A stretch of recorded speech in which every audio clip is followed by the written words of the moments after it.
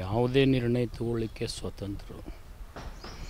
ಇದನ್ನು ವರಿಷ್ಠರು ನಿರ್ಣಯ ತಗೊಂಡ್ಮೇಲೆ ಅವ್ರು ಈ ಬಗ್ಗೆ ಚಿಂತನೆ ಮಾಡಬಾರ್ದು. ಯಾಕಂತಂದರೆ ಹೋದ ಸರ್ತಿ ಅವರಿಗೆ ಟಿಕೆಟ್ ಕೊಟ್ಟಿದ್ವಿ, ನಾನೇ ಸ್ವತಃ ಉಸ್ತುವಾರಿ ಇದ್ದೆ, ನನ್ನ ಶಕ್ತಿ ಮೀರಿ ಪ್ರಯತ್ನ ಮಾಡಿದ್ದೀನಿ. ಅದು ವಿಜಯಾನಂದ್ಗೂ ಗೊತ್ತಿದೆ. ಸರ್ವೆ ರಿಪೋರ್ಟಲ್ಲಿ ನನ್ನ ಹೆಸರೇ ಇಲ್ಲ ಅಂದರೆ ಹೆಂಗೆ ಅಂತ ಅವ್ರು ಕಣ್ಣೀರಾಗ್ತಾರೆ. ಅದು ನಿಮಗೆ ಸರ್ವೆ ಅವ್ರಿಗೆ ಹೋಗಿ ಕೇಳಬೇಕು, ನಾ ಹೆಂಗೆ ಹೇಳೋಕ್ಕಾಗ್ತದೆ? ಸರ್ ತಾವೇ ವೈಯಕ್ತಿಕವಾಗಿ ಭೇಟಿಯಾಗಿ ಸಮಾಧಾನ ಮಾಡುವಂಥದ್ದು 100%. ಇನ್ನೂ 100 ಸರ್ತಿ ಪ್ರಯತ್ನ ಮಾಡ್ತೀವಿ ನಾವು. ನಾನು 3 ಸರ್ತಿ ಅವ್ರಿಗೆ ಫೋನ್ ಮಾಡಿದೆ, ಬರಲೇನಂತ ಕೇಳಬೇಕಂದೆ, ಅವ್ರು ಯಾವುದೂ ಉತ್ತರ ಕೊಟ್ಟಿಲ್ಲ. ನೋಡೋಣ ಅವ್ರು. ರಕ್ಷಿತಾ ಇಟಿ ಆಗಿರ್ಬೋದು, ಅವರು ಸಹ ನೀವು ಕಣ್ಣೀರು ಹಾಕಿದ್ದಾರೆ. ರಕ್ಷಿತಾ ಇಟಿ ಅವರು ಓಪನ್ನಾಗಿ ಹೇಳಿದ್ದಾರೆ, 4 ಪಕ್ಷ ಏನು ನಿರ್ಣಯ ತೊಗೊಂಡಿರ್ತೀನಿ ಅದನ್ನು ಹೇಳೋಲ್ರಲ್ಲ ನೀವು. ಕಣ್ಣೀರು ಎಲ್ಲರಿಗೂ ಇರ್ತದೆ ರೀ. ಯಾರು ಟಿಕೆಟಿಗೆ ಅರ್ಜಿ ಹಾಕಿರ್ತಾರೆ ಸಿಗಬೇಕು ಅನ್ನೋ ಆಸೆ ಇರ್ತದೆ. ಸ್ವಾಭಾವಿಕಲ್ಲ ಅದು. ಸಿಗದೆ ಇದ್ರೆ ಹಿಂದಿಲ್ ಸಿಕ್ಕಿಲ್ಲ ಅಂದರೂ ಕಾಂಗ್ರೆಸ್ನಲ್ಲಿ ಅವ್ರಿಗೆ ಹಿಂದಿಲ್ಲ ನಾಳೆ ಭವಿಷ್ಯ ಇದ್ದೇ ಇದೆ. ರಾಜ್ಯದಲ್ಲಿ ಇನ್ನೂ ನಮ್ಮದು 4 ವರ್ಷ 2 ತಿಂಗಳ ಸರ್ಕಾರ ಇದೆ, ಸಾಕಷ್ಟು ಅವಕಾಶಗಳಿದ್ದಾವೆ.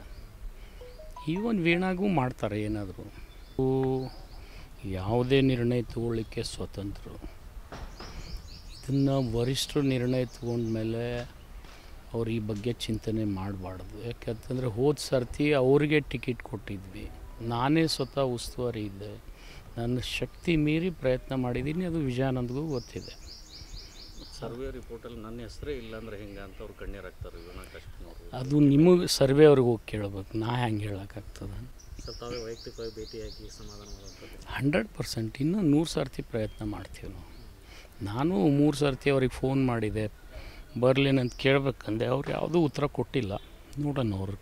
ರಕ್ಷಿತಾ ಇಟಿ ಆಗಿರ್ಬೋದು, ಅವರು ಸಹ ನೀವು ಕಣ್ಣೀರು ಹಾಕಿದ್ದಾರೆ. ರಕ್ಷಿತಾ ಇಟಿ ಅವರು ಓಪನ್ನಾಗಿ ಹೇಳಿದ್ದಾರೆ, 4 ಪಕ್ಷ ಏನು ನಿರ್ಣಯ ತೊಗೊಂಡಿರ್ತೀನಿ ಅದನ್ನು ಹೇಳೋಲ್ರಲ್ಲ ನೀವು. ಕಣ್ಣೀರು ಎಲ್ಲರಿಗೂ ಇರ್ತದೆ ರೀ. ಯಾರು ಟಿಕೆಟಿಗೆ ಅರ್ಜಿ ಹಾಕಿರ್ತಾರೆ ಸಿಗಬೇಕು ಅನ್ನೋ ಆಸೆ ಇರ್ತದೆ. ಸ್ವಾಭಾವಿಕಲ್ಲ ಅದು.